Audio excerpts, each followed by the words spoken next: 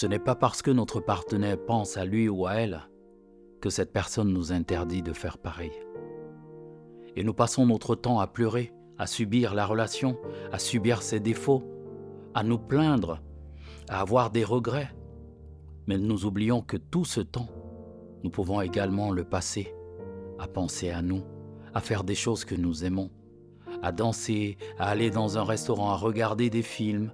En fait, il est tout simplement impossible de faire une dépression quand on se sent chanceux.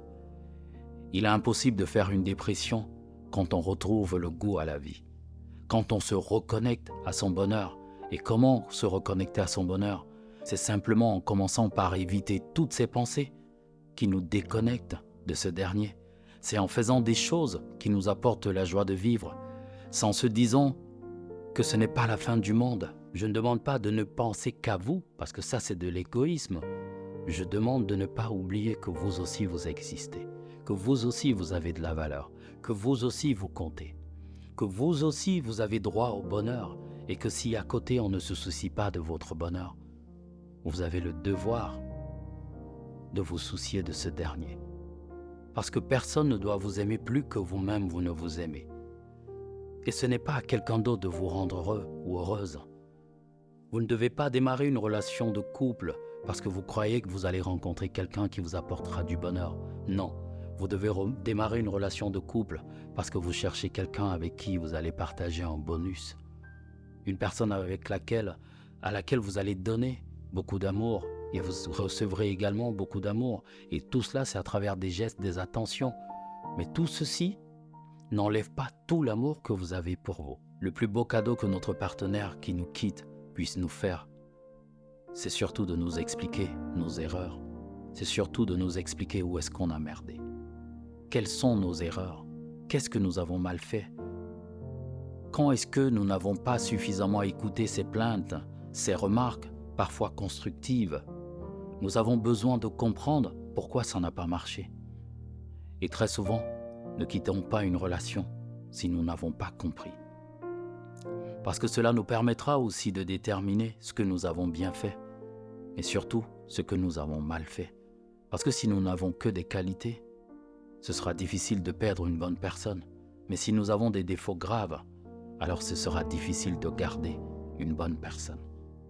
Nous avons donc besoin, à la fin d'une relation, de savoir ce que nous avons mal fait. Nous devons plus réfléchir à trouver des solutions lorsque nous discutons avec notre partenaire qu'à essayer d'interrompre cette personne pour nous justifier.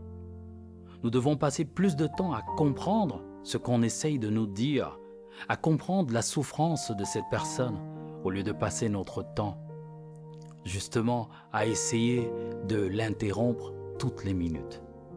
Nous avons tous ce défaut et malheureusement, nos simples discussions qui avaient commencé de façon très banale se terminent de la mauvaise des manières. Et le pire, c'est qu'au bout de la discussion, nous n'avons souvent rien compris de ce qui nous est reproché et nous n'avons même pas trouvé de solution.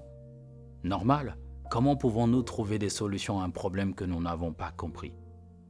Comment pouvons-nous comprendre ce que voulait nous faire passer comme message notre partenaire quand nous l'avons interrompu toutes les minutes?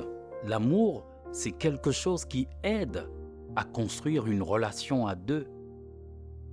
Mais l'amour, ce n'est pas la relation de couple. Parce que la relation de couple obéit à d'autres codes, le respect, l'attention, la réciprocité, le don de soi, le besoin de voir toujours l'autre heureux, de lui faciliter la vie, l'assistance et plein d'autres choses.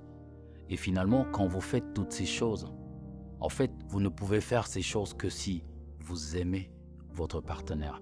Et tous ces sacrifices, tous ces compromis sont justement la manifestation de l'amour.